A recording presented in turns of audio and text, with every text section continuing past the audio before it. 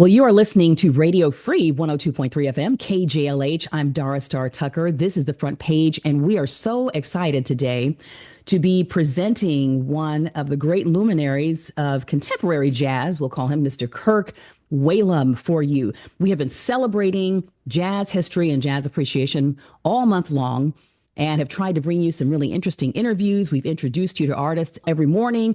We've had quotes. Kirk Whalum was our artist of the day last week. So we heard a quote from him. I did a meditation on that quote, and we heard some of his songs.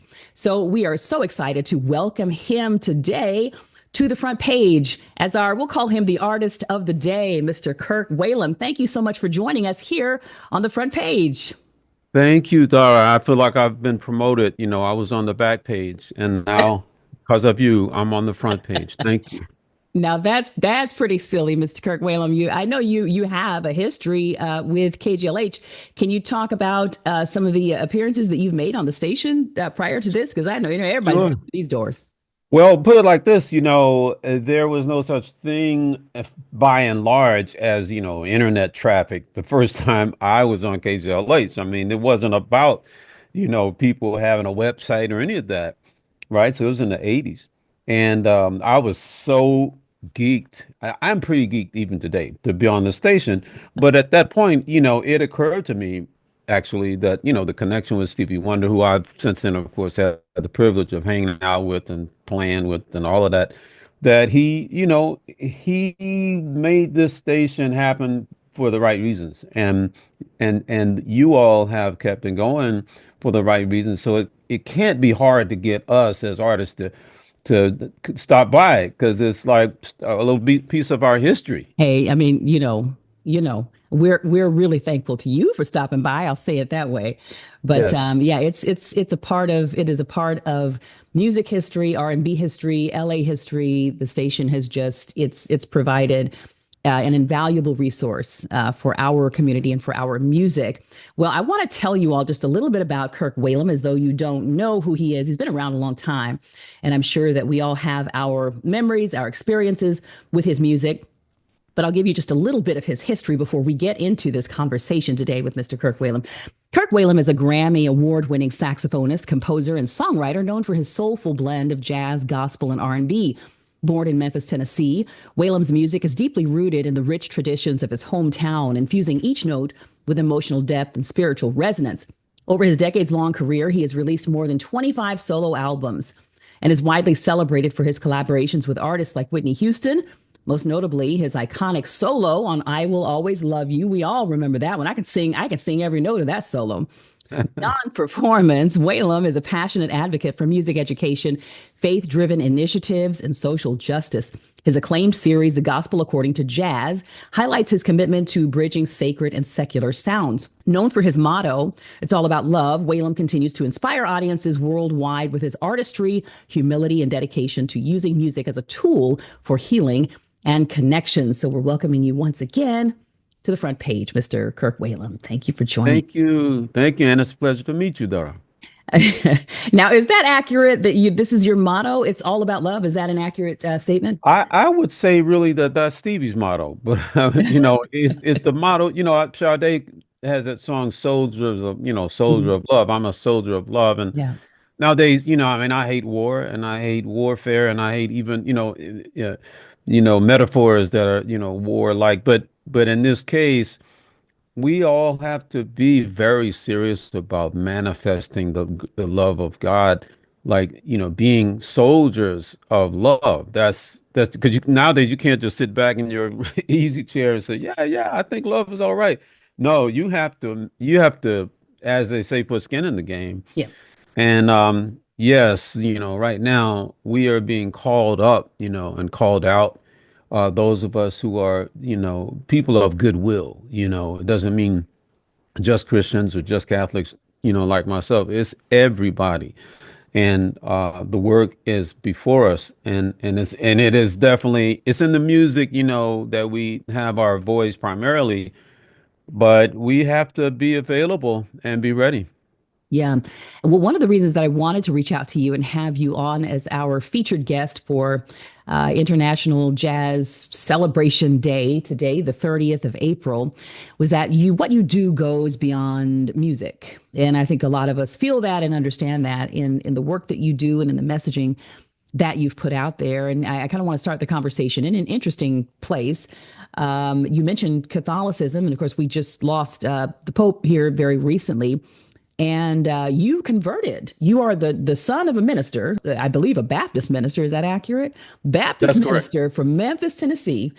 And you converted a few years ago to Catholicism. Can you kind of talk to us about what that decision was all about for you? Absolutely. And by the way, the word Catholic means universal. And in that sense, I yet continue to be a part of the work that Christ left for us, whether it's, Catholic or, Protestant or whatever. Like we are all called, and Muslims and people who are, serve the one God, or people who don't serve God but want to serve people. We're all in on the same team, as it were. But I went through a transformation because of an assignment that I had in seminary. I just finally went to seminary, not because I was going to be pastoring, still out here touring and making records, but I've always wanted to do it. And I finally did. When I did, the first class, Christian ethics, was held at a place called Manor House here in Memphis, a place of radical hospitality for those who have been made poor. And it changed me forever. Hmm. I now at for almost 15 years, I've been the barber when I'm in town at this place, and I serve Christ. I always say I give Jesus a haircut because, every Thursday, because we know that as we've done it to the least of these, we've done it unto him. Yeah. And many times, Christ comes to us disguised as the poor, Hmm. whether it's a poor woman or man or child, whatever. It is in these people that we serve Christ, or towards these people. And so that ethos came to me through my seminary training, and it led me eventually to Catholicism, which is not the only denomination, as a word, that serves God like this, but boy, do they have a history of it. The Catholic Workers Movement, people can look that up. Dorothy Day, she did not have time for people hollering about, well, this is my theology and this is my, ethos, whatever. She's like, I'm busy over here serving these people. And if you want to do that with me, then come on. But if you want to talk to me about what I believe this, you believe that, like, I don't have time for that. Hmm. Absolutely. So, I mean, I'm curious, I come from a ministry family as well. My dad was a music minister, grandmother was a pastor, I have my own history with faith and my relationship to it. What was the reaction of your family? I would want to know, a Yeah, sure. Baptist family from the South, and then you tell them I'm converting to Catholicism. How did that go Yes. over? Right. Well, first of all, there are a whole lot of black folk in the South who are Catholics. Okay, Yeah, let me start there by are. And a that. lot of people don't know that. That's true. Right. My primary, I guess angel was somebody I didn't get to meet, but she actually, as it turns out, is my second cousin, and that is Sister Thea Bowman. And she is now in line to become Saint Thea Bowman. She died in 1990 of cancer, but her ministry under the auspices of Catholicism was global. And she was somebody who was in their faces talking about, listen, there are more black Catholics than any other color. Hmm. And you all need to grasp that, and as well know that the culture, the musical culture and other things of Catholicism has kind of steered over these years to Rome, Hmm. as if Catholicism was white. Like, hold on. Jesus, the gospel, as we talk theology, went to Africa long before it got to Europe. Mm. Long, Hmm. and the artifacts are still there in Ethiopia in particular. So yeah, I mean, where I am now is us just following in line with people like the Bowman, like my Uncle Peanuts. My Uncle Peanuts, people who know my music, they've heard of him because he was a bad cat, and I feature my family a lot. But he was that guy. I mean, my buddy, Marcus Finney, my drummer, will tell you, Peanuts, you done mess around him because he could play you off the stage, etc., and sing. Oh my goodness! Hmm. But he also was Catholic. And at the time, I used to give him a hard time about it. I'm like, Catholic? Really, man? And he was like, so first of all, you don't know what you're talking about.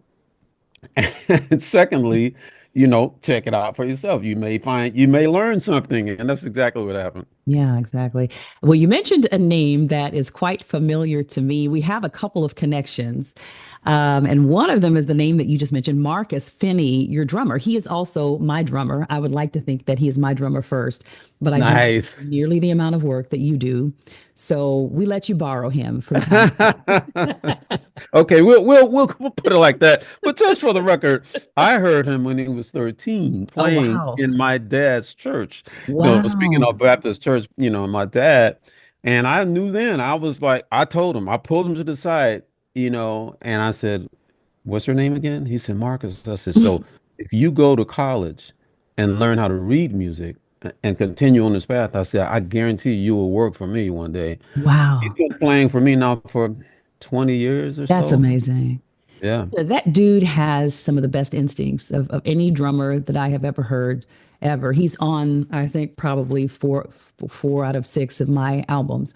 And we just Nice. keep calling him. No matter where we do shows in the country, we fly Marcus out because it means that much to me to have someone that is that sensitive and that fluid on his instrument. Absolutely. And the other connection that we have is your brother, Kevin, on Yes. one of my albums as well. We do a duet called I Fall on my album Oklahoma Rain. We just kind of made contact a couple weeks ago, just catching up about this and that. So yeah, a couple little connections here. Those are big connections, and those are two of my favorite musicians. So there you Yeah. have it.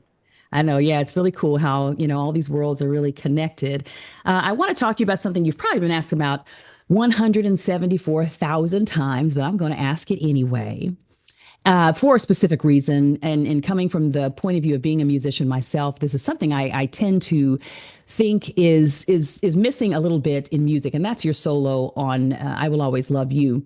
What I love about that solo is that it is so singable.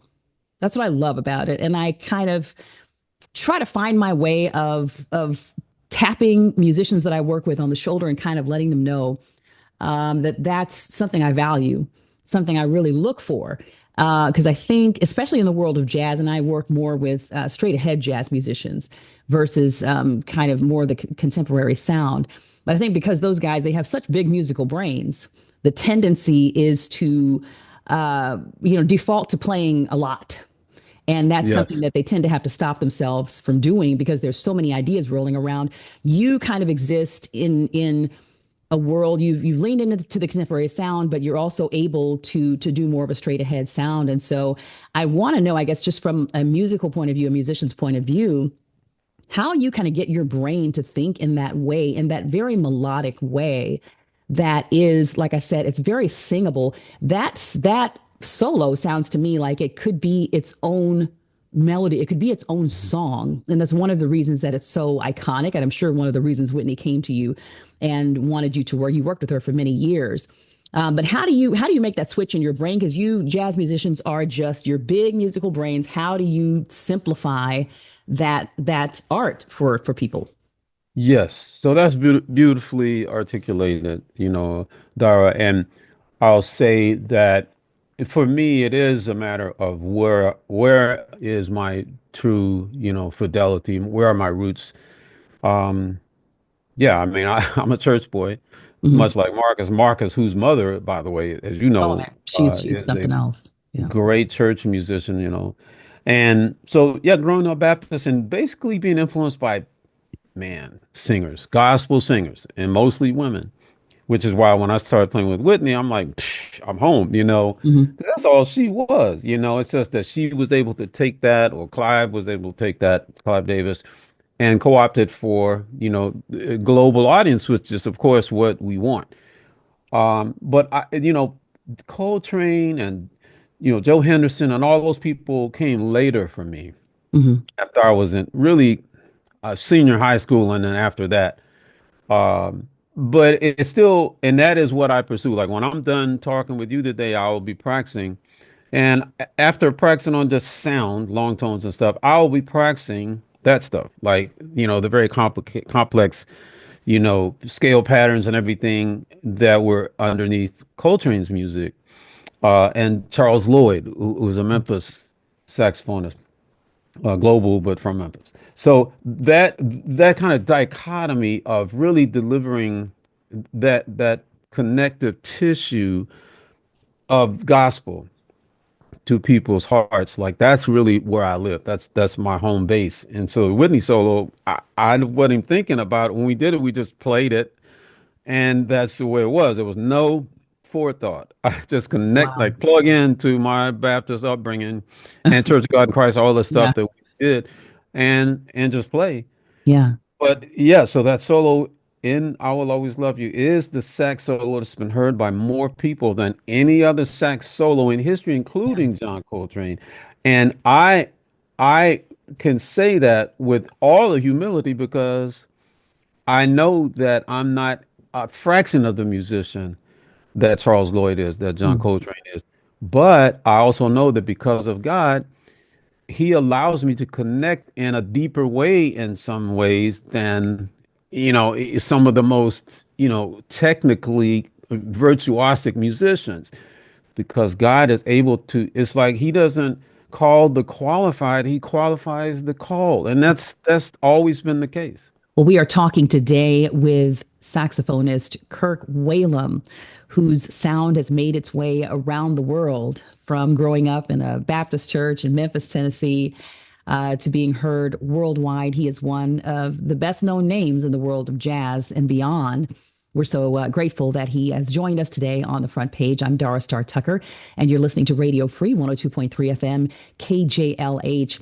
Well, Kirk Whalum, one of the other things I want to ask you about, and again, you probably get asked about this kind of thing all the time, but I have kind of a specific set of questions I want to ask you about, and that's the gospel according to jazz. And this was kind of a sea change in your career. The I mentioned earlier in the introduction that we have been doing kind of an artist of the day feature and all month on the front page during the month of April, which is Jazz Appreciation Month. If people have been listening to the front page this month, there's no way that they could miss that particular fact because we have been celebrating jazz all month long here on the show.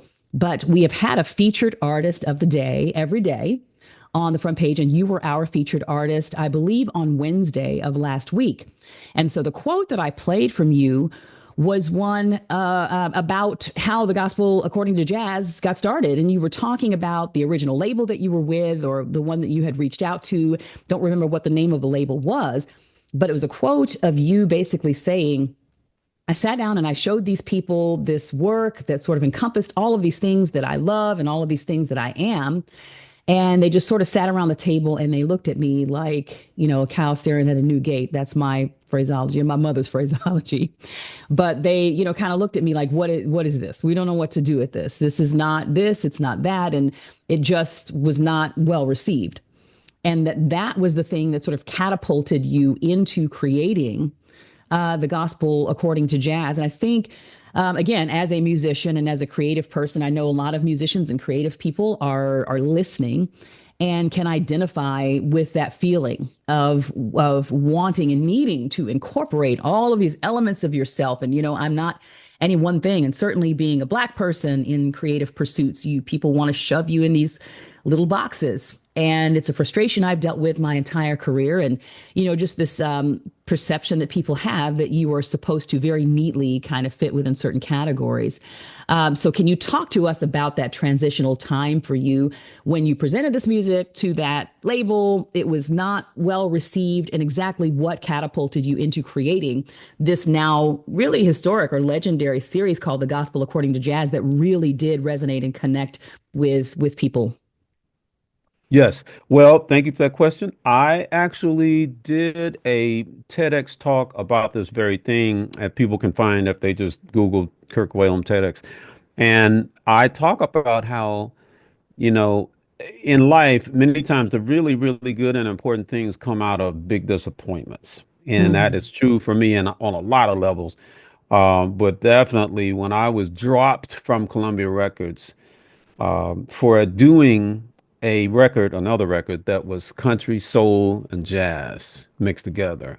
I did that in Nashville with country musicians and with a kind of soul, sensibility. And yeah, that record is called In This Life. And when they heard it, they're like, wait a minute, that's what you all have been doing? They're like, we're not interested anymore. And I got dropped. Wow. And it was such a big, heavy weight, and disappointment. Fast forward, and a couple of things happened. One, um, that disappointment, the day that it happened, I should stay on that day for a minute and say that my wife, who is my girlfriend of 53 years, my wife for 44, she said, okay, what can you do today that you couldn't do yesterday when you were a Columbia recording artist? Hmm. And it was that big moment where you got to put on your big girl panties, as we always say, and make the right choice.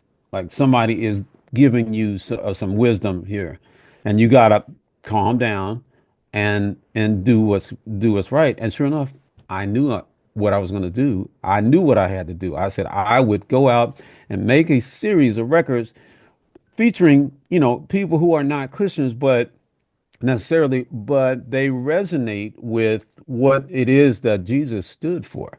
Mhm. And so, in that category, over the years now, Gospel According to Jazz chapters 1 through 4 have been Paul Jackson Jr., George Duke, Layla Hathaway, Shalea, John Stoddard. I mean, and again, some of them were believers before, but a lot of them weren't. George Duke was not a Christian. And so when we did the series, it blew up. But the series was what came out of that big disappointment because, like, what would you do today if you could? There was nobody telling you not to. Well, it was the gospel according to jazz, Hmm. and we did. And then another side note is that the country soul record In This Life. I'm not, years later, I'm in South Africa, in Pretoria. I'm about to do a concert, but I'm doing a radio interview just like I'm doing with you. And a person said, so I know you're going to do something from In This Life. I'm like, what? Like this person, and like you sit down behind a microphone and somebody just goes right for the jugular just to embarrass you, make you feel bad. I'm like, no, I'm not doing anything from that record. That was the record that got me kicked off Columbia, blah, blah, blah. He said, man, listen, in South Africa, if you get hit the stage and don't do something from In This Life, Hmm. there'll be a riot. Wow. Because that record is huge in South Africa. The record that got Wow. me kicked off of Columbia. That's It's amazing. huge all over the continent of Africa. And so what that taught me is that many times what somebody's doing you a favor, Columbia dropped me into my destiny. Hmm. And you gotta just do you. Do you. If it's not accepted, as you said, they don't understand it, they don't get it, whatever, keep right on ahead and keep doing you. Hmm. Absolutely. I love that story, and I need to go back. I saw that you did a TED Talk, and I have not had the chance to watch it yet. I didn't know before I started researching for this interview that you even had done one, so I'm really looking forward to listening to that TED Talk. We're talking today with Kirk Whalum, who is one of the luminaries of jazz. You know his name, you know his music. We've been playing it for you this morning. We're really honored that he chose to join us today on the front page. I'm Dara Starr Tucker, and you're listening to Radio Free, 102.3 FM, KJLH. Well, Mr. Whalum, I want to go back to Memphis. And I kind of want you to talk to me about. I spent many years in Nashville, Tennessee, and that was where I met your brother Kevin. That was where we connected with Marcus, and a lot of my musical journey happened in Nashville, Tennessee. But there are a lot of transplants from Memphis in Nashville. I know Wendy Moten pretty well. A lot of Memphians. Is that the way you say it? That's Yeah. correct, Memphians. A lot of Memphians in Nashville, Tennessee. Can you talk to me about the influence of Memphis on your music? Right. So it is, in a way, it's everything. My music is so deeply informed by and connected to the Memphis story, whether it's Stax Records or going even further back to, all the artists who came here, like B.B. King and others from the Mississippi Delta. And, they founded the music that ultimately became rock and roll, that became, and I mean globally, Hmm. right? That became soul, that became R&B, et cetera, and elements of jazz too. So, being in Memphis is just, man, I feel so humbled And I walk down the street on historic Beale Street, and I have a brass note on that street, and Mm. it's just so deep that, now at the Stax Music Academy, STAX, if people want to Google that, there are young musicians, young singers who are the next Otis Reddings, who are the next Johnny Taylors, Mm. or Rufus Thomas, Carla Thomas, or the Emotions.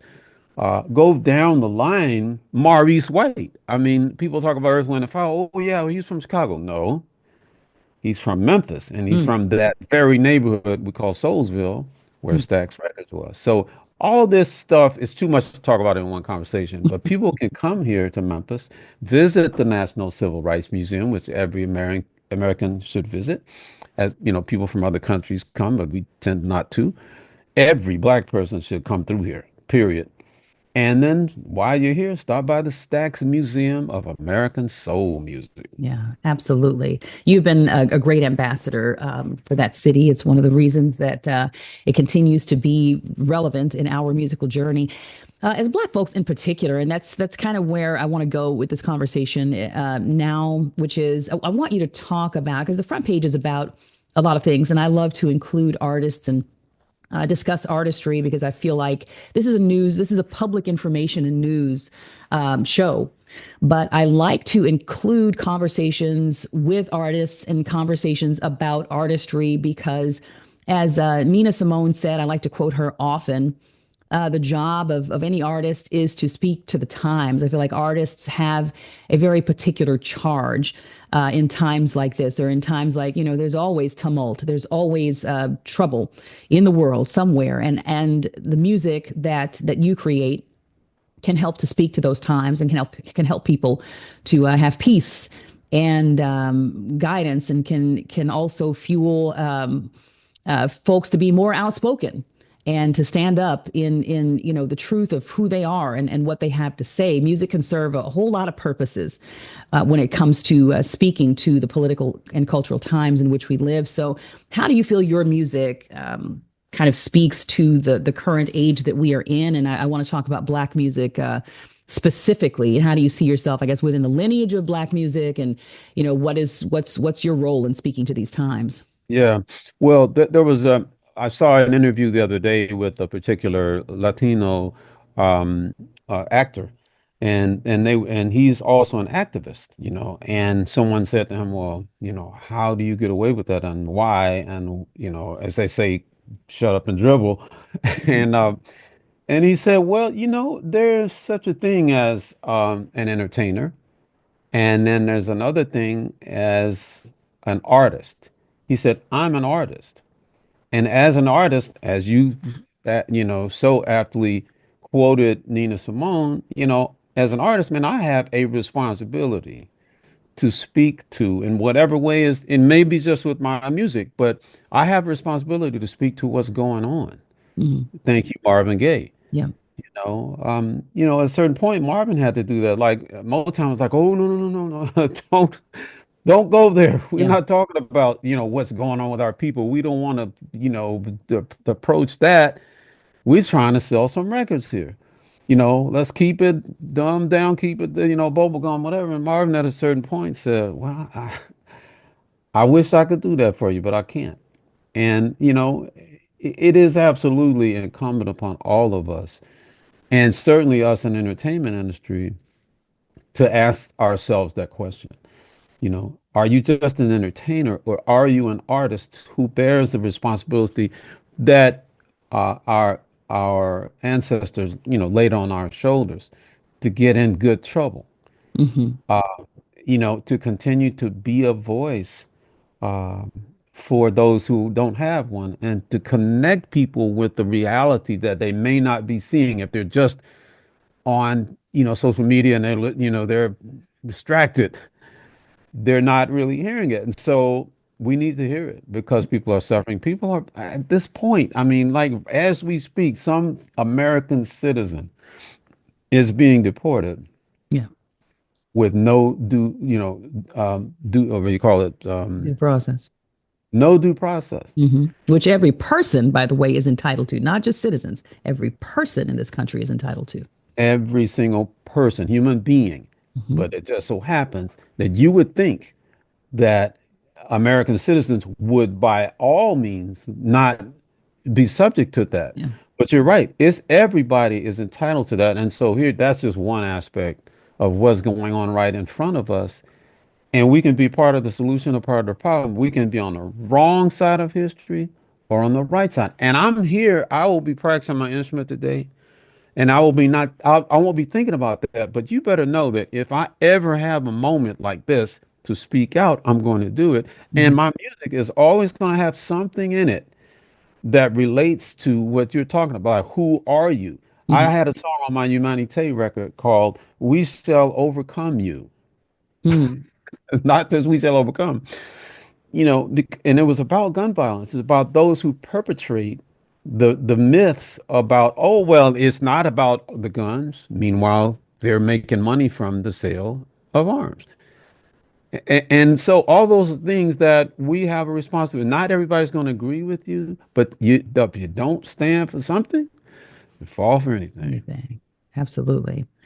Well, I want to ask you, is there a song, is there a project that you've done that's just we all have those projects or just those individual songs that are just our babies. It's just Yeah. may not be the most critically acclaimed, it may not be the one that sold the best, or it may be. What's that one album, what's that one song for you that is just it'll always be special for you? Thank you, Dara. Conveniently for me, it just so happens that my latest album, which is called Epic Cool. Where's my hat? I have an Epic Cool hat. I meant to have it on. So uh is really, really precious to me and for a lot of reasons, but there's a song called Pillow Talk Okay. on that record. And it's an example of how you can be in the spirit and be inhabited by and be, used by the spirit in a setting where people are like, wait a minute, that's a romantic song, isn't it? Yeah, but it's about love. And not only that, forget about the subject matter and listen. And in our case, as instrumentalists, we can get over on you. We can be talking about the love of God and the need for social justice and all those things. We can be talking about that through our instruments. Hmm.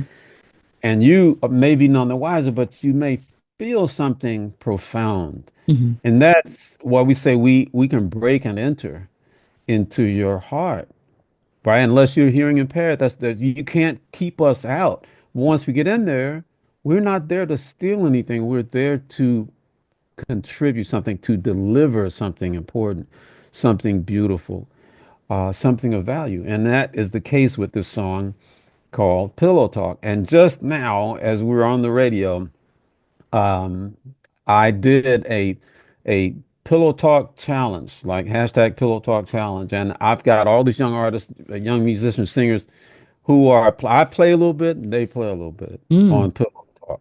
I play, they play, and it's so wonderful.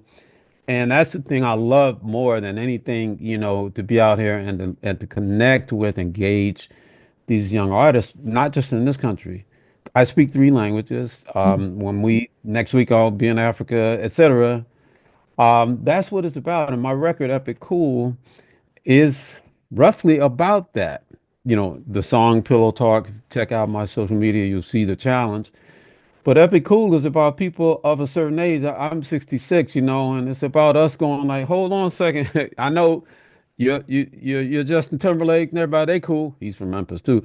Yeah. They cool, yes, they're cool, but they're not as cool as us because they don't have the wisdom and they have not failed as much as we have to now, to have that gravitas of no, I can say a lot more with fewer words. Hmm. Absolutely. Well, I don't want to get out of this conversation without your brother Kevin, who I said is a friend of mine, um, talks a lot about your dad, who is a pastor. And please, I don't want to get his name wrong. I think I know his name. Can you remind me of his name?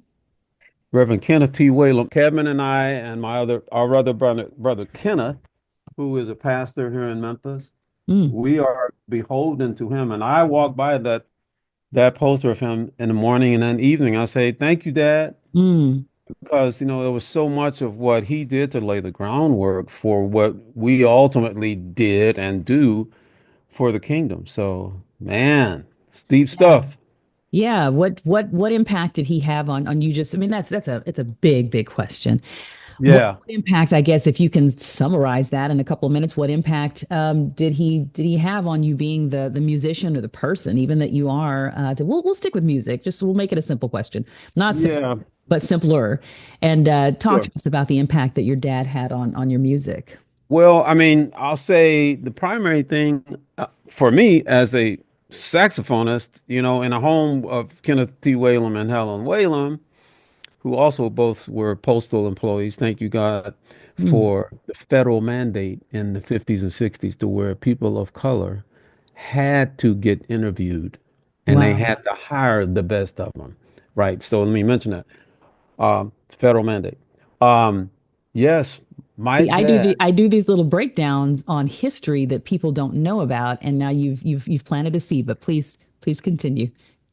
Yes, ma'am. Yes.